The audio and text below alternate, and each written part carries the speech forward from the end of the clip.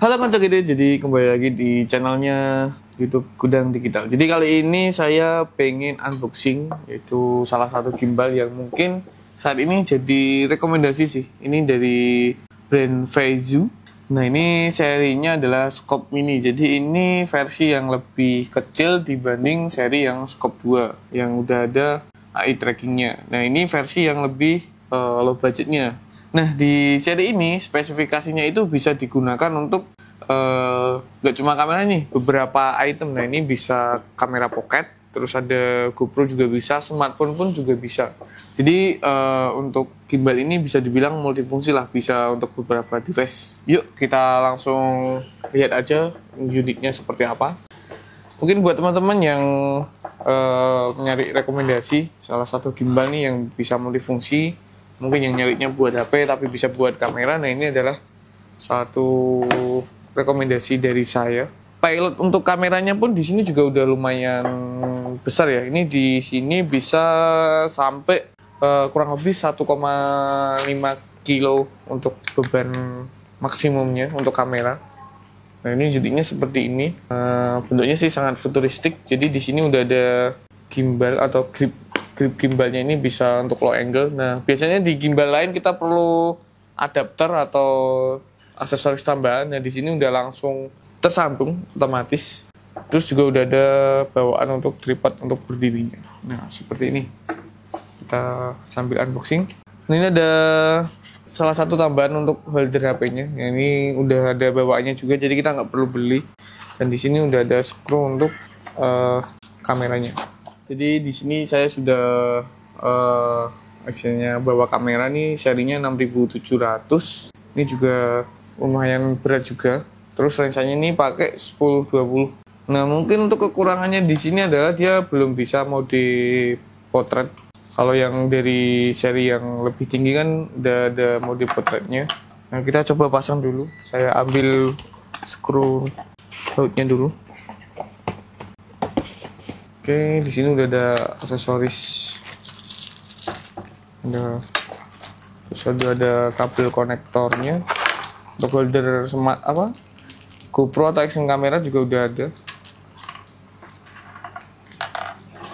Oke, langsung kita coba pasang aja untuk si kameranya, karena kita pengen nyoba seberapa smooth dan mode fiturnya itu apa aja. Oke, jadi kalau untuk pemasangan plat kamera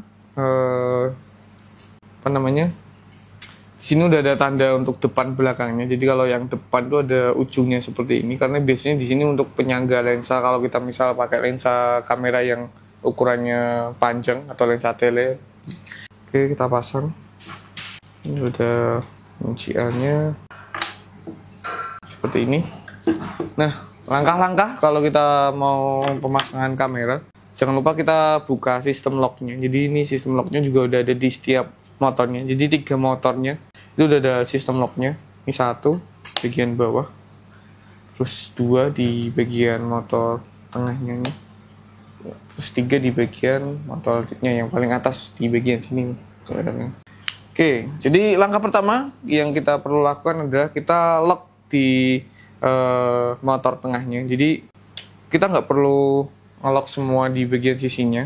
Jadi cukup di bagian tengah aja biar kita bisa tahu nih posisi gimbalnya atau bentuk gimbalnya itu seperti apa. Terus kenapa yang bawah ini nggak perlu di lock? Karena biar lebih memudahkan kita kalau misal pemasangannya kita perlu kita putar atau kita bolak-balik. Jadi kita nggak perlu muter badan kita nih. Oke, langkah pertama kita pasang untuk plat di bagian gimbalnya di sini. Oke. Udah masang, baru kita pasang unit kameranya.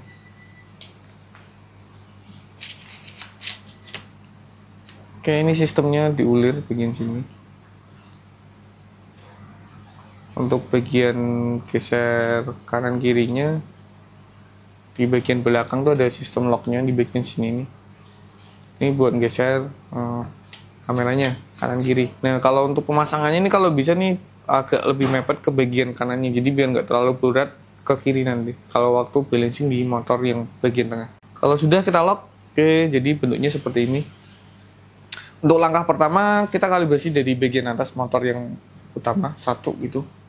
Nah, mungkin perbedaannya dari sistem lock atau kuncian di gimbal yang lainnya ini adalah ulir. Jadi ulirnya itu di bagian tengah. Kalau biasanya kan ada skru atau baut di bagian sampingnya. Nah, ini tinggal diputar aja. Terus langkah pertama kita bikin kameranya ini menghadap ke atas. Ini terlalu berat. Oke, menghadap ke atas seperti ini. Baru kita kunci, kita putar. Oke, sampai kenceng aja, nggak perlu keras-keras. Ini udah ngelock. Terus yang kedua kita bikin kameranya ini menghadap ke depan. Nah, kalau ini kan masih jatuh nih. Nah, kita geser bagian platnya di sini biar kameranya bisa menghadap ke depan.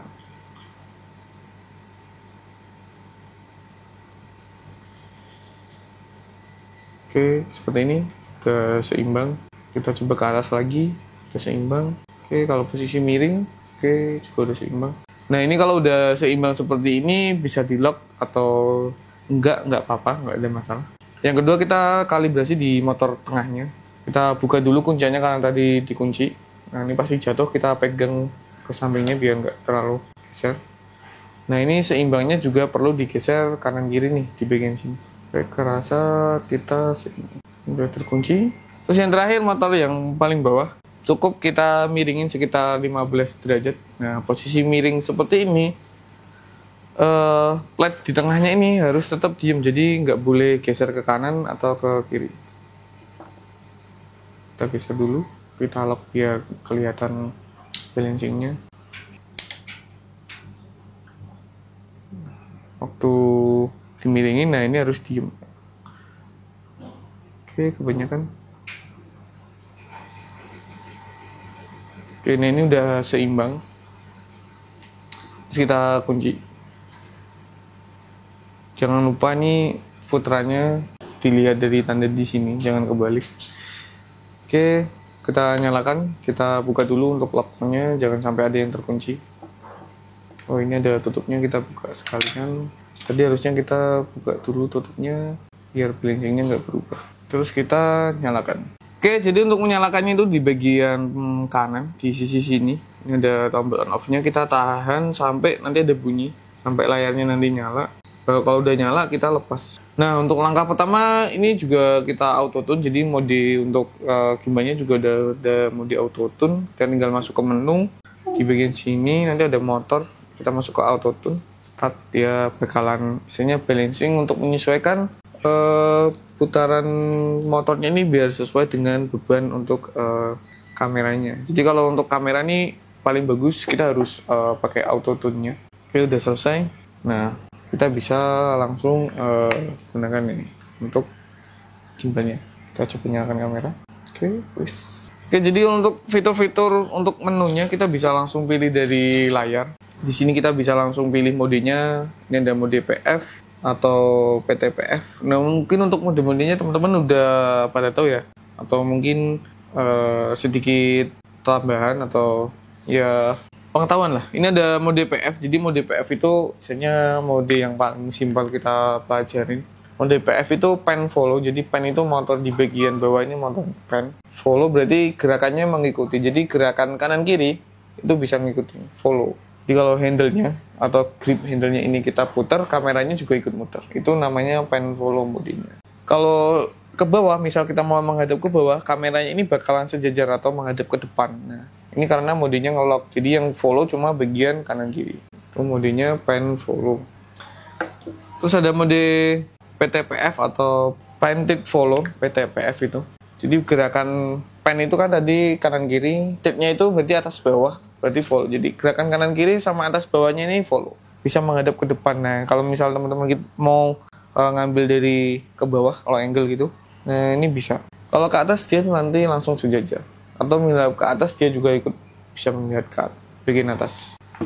Terus ada mode lock. Kalau mode lock berarti semua gimbalnya atau semua motor di gimbalnya itu nge-lock posisinya. Jadi kalau kita mau putar handle-nya ke kanan atau ke kiri, kameranya ini bakal nge-lock ke satu sisi aja. Atau misalnya kita mau menghadap ke bawah, dia juga bakalan nge-lock, gak bakalan ikut follow ke bawah. Atau miring, dia juga bakalan tetap nge-lock.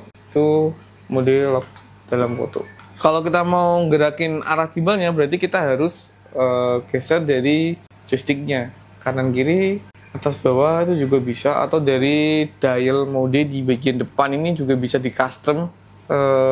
Kita bisa custom settingnya di sini untuk buat apa? Misal kita di sini settingannya adalah untuk motor nya, jadi kita bisa gerakin atas bawahnya itu dari dial di bagian samping kiri. Oke, terus ada mode FPV atau bisa dibilang full follow. Jadi semua gerakannya itu full follow, kebalikannya dari mode lock tadi. Jadi kanan kiri, atas bawah, sama miring. Jadi kalau miring ini bisa menghadap, miring juga nih bisa potret kayak gitu. Itu namanya mode FPV.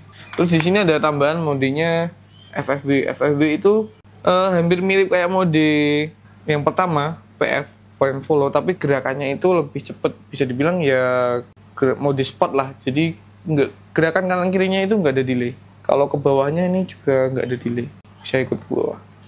Oke, untuk beberapa bagian mode yang ada di gimbal ini rata-rata masih sama di sebelum seri-seri sebelumnya. Nah, keunggulannya di Scope Mini ini ada handle-nya di bagian sini.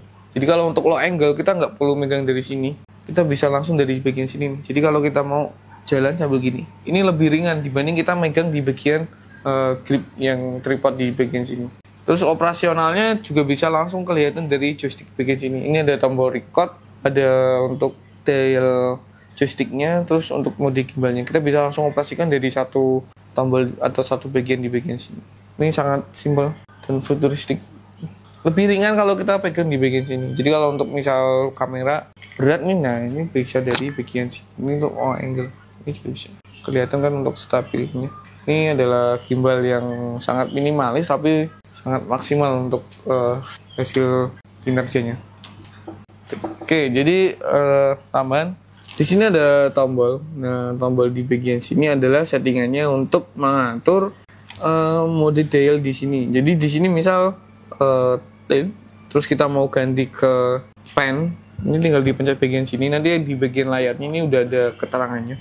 Pan, jadi gerakan kanan kiri muter. Nah, ini bisa langsung dari dial di sini, atau misal satu lagi ini roll itu yang bikin miringnya. Nah, ini bisa dioperasikan dari sini.